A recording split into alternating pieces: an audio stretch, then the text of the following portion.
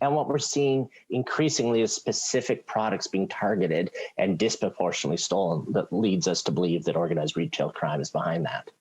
Large-scale retail theft can be a hard hit for small businesses, and some experts say that it's a crime that's becoming more organized. Well, there's always been an element of organized retail crime in Canada, but what we believe anecdotally is that ORC, or organized retail crime, is on the rise.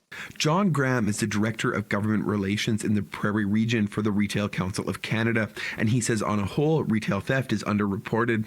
He says while the retail community has a good relationship with law enforcement and agrees that violent crime must come first as a priority for police, there needs to be more resources dedicated to the issue overall, as it has a negative effect on businesses' bottom line and, more importantly, employee and staff safety. But he isn't talking about coming down hard on shoplifters. We think that there's a terrific opportunity to dedicate resources within the Winnipeg Police Service, not so much on the front line and responding to incidents, but more behind the scenes and helping do some analysis of the data, some organization, some that can ultimately lead to greater cases and greater convictions. According to the Winnipeg Police Service monthly statistics, break-and-enters are declining in the city, falling by 11% in the month of September year over year and by 8% when looking at the 5-year average. When it comes to break-and-enters so far in 2022, a good chunk of them, roughly 30%, are taking place in a commercial environment.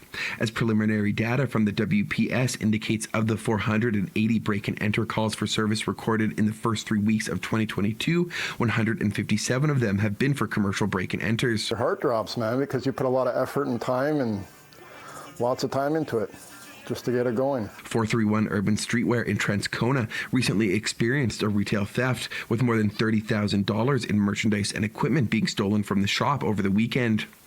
Co-owner Mark Greentree says it was painful to see the shop gutted. Somebody comes in, steals everything you've done for the last year or so in a matter of an hour. It's not a good feeling. Greentree says he feels the incident was not a regular smash and grab, saying these people only targeted high-end clothing and accessories before fleeing the store. They knew exactly what to take. If you're going to random smash and bang, you're just going to grab whatever's in the front and bolt, because, you know, the cops will be here right away. These guys were in the store, in the office, found all our stock, found our stock for the summer. You know, they did 3 trips.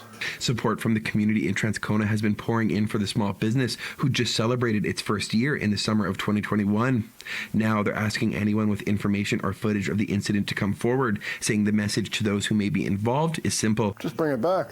Put it somewhere. Call us. In Winnipeg, Morgan Modjeski, City News.